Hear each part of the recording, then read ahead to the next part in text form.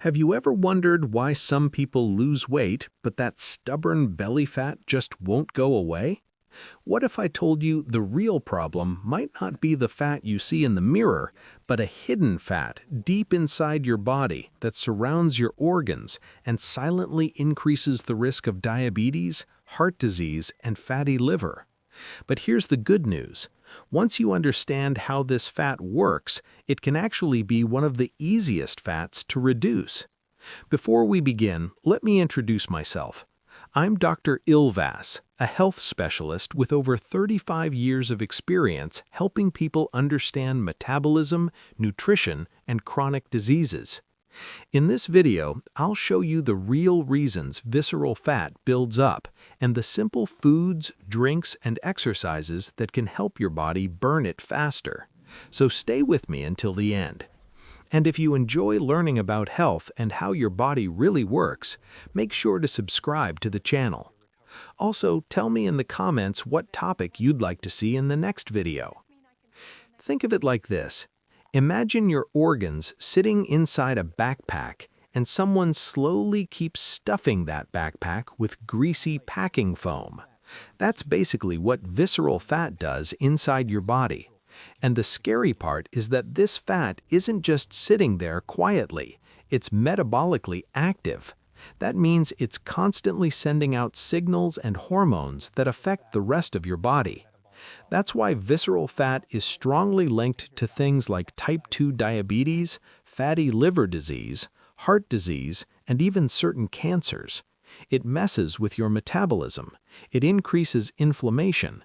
It throws your hormones out of balance, and over time, it quietly pushes your body toward chronic disease. Now, before this starts sounding like bad news, here's the part that most people don't realize. Visceral fat is actually the easiest fat to lose once you target it the right way. That surprises a lot of people, because they assume belly fat is the hardest fat to burn. But biologically, visceral fat is more metabolically active, which means your body can burn it faster when you give it the right signals. Let me give you an example. I once had a patient in his early 40s, let's call him Mike. Mike worked an office job, sat at a desk most of the day, and his diet was what you might call classic American convenience food. Breakfast was usually a bagel and coffee. Lunch might be a sandwich and chips. Dinner, well, takeout happened more often than he liked to admit. When Mike came in for his checkup, his weight wasn't actually that alarming, but his waistline had grown, and his blood tests were starting to show early signs of insulin resistance. Mike looked at me and said, "Doc, I don't get it. I'm not even that overweight." And he was right, but the problem wasn't just body weight. The problem was where the fat was being stored. A lot of it was visceral fat around his organs, and that's exactly the kind of fat that causes metabolic problems. So we didn't just focus on calories or crash dieting. Instead, we started targeting the biology of visceral fat. We changed a few key things in his diet and activity level. Nothing extreme, no crazy starvation diets, just strategic adjustments. And within about 3 months, his waist circumference dropped noticeably, his energy levels improved, and his lab numbers started moving in the right direction. That's the power of understanding how visceral fat actually works. One of the biggest factors that drives visceral fat accumulation is something most people never think about: oxidative stress and inflammation inside your body. When your body consistently receives more energy than it needs, especially from processed foods and sugars, your metabolism starts producing something called free radicals. These are unstable molecules that damage cells and tissues. Over time, this damage contributes to inflammation and metabolic dysfunction. And this is where certain foods become incredibly powerful, not because they magically melt fat overnight, but because they help stabilize your metabolism and reduce the biological stress that promotes fat storage. One group of compounds that does this particularly well are carotenoids. You've probably heard the word before without realizing it. Carotenoids are natural pigments found in colorful fruits and vegetables. They're the compounds that give carrots their bright orange color, tomatoes their red color, and spinach its deep green tone.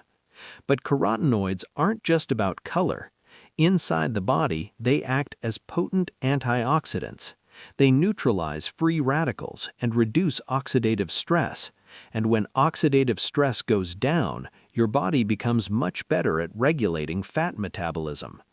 What's fascinating is that carotenoids can actually influence gene expression related to fat metabolism. Some genes promote fat storage, while others promote fat burning. Carotenoids help activate the fat burning pathways while calming the fat storage signals. That's one reason diets rich in colorful vegetables are consistently linked to lower levels of visceral fat. There was actually a randomized controlled trial conducted in Japan that looked at this exact question. Researchers divided participants into groups based on their intake of carotenoid-rich vegetables. After just 8 weeks, the groups consuming higher levels of carotenoids showed measurable reductions in visceral fat. That's not a long time in metabolic terms. 8 weeks is barely 2 months, yet the changes were significant. Now, here's the cool part. You don't need some exotic superfood to get these compounds. They're already sitting in your grocery store. Carrots, sweet potatoes, bell peppers, spinach, squash, tomatoes. These are all loaded with carotenoids. Basically, the more color your plate has from natural plant foods, the more carotenoids you're likely getting. And then there's another group of compounds that deserve attention when it comes to visceral fat: catechins. Catechins are a type of catechin flavonoid polyphenol. That sounds complicated, but their effect is actually pretty simple. They help your body burn fat more efficiently. One of the best natural sources of catechins is green tea. Now, green tea has been talked about in the health world for years. Sometimes people hype it up like it's some magical fat-burning potion. And while it's not magic, the science behind it is actually pretty solid. Catechins increase fat oxidation, meaning your body becomes better at using fat as fuel. They also increase thermogenesis, which is the process where your body generates heat and burns calories. On top of that, catechins can inhibit certain enzymes involved in fat absorption, which means your body may absorb slightly less fat from the food you eat. Green tea also contains caffeine, and when caffeine combines with catechins, the effect becomes even stronger. The two compounds work synergistically to increase energy expenditure. A controlled study looking at catechin-rich green tea found that participants who consumed about 600 milligrams of catechins daily for 12 weeks experienced significant reductions in visceral fat compared to a placebo group. That's why green tea often shows up in weight management research.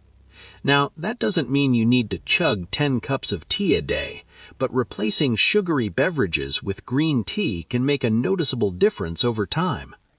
And honestly, when you step back and look at the bigger picture, the formula for reducing visceral fat isn't about extreme diets or punishing workouts. It's about shifting your metabolic environment. The foods you eat either push your metabolism toward fat storage or fat burning. Once those nutritional foundations are in place, exercise becomes the multiplier that accelerates everything. And this is where things get really interesting, because when researchers look specifically at visceral fat reduction, exercise often outperforms diet alone.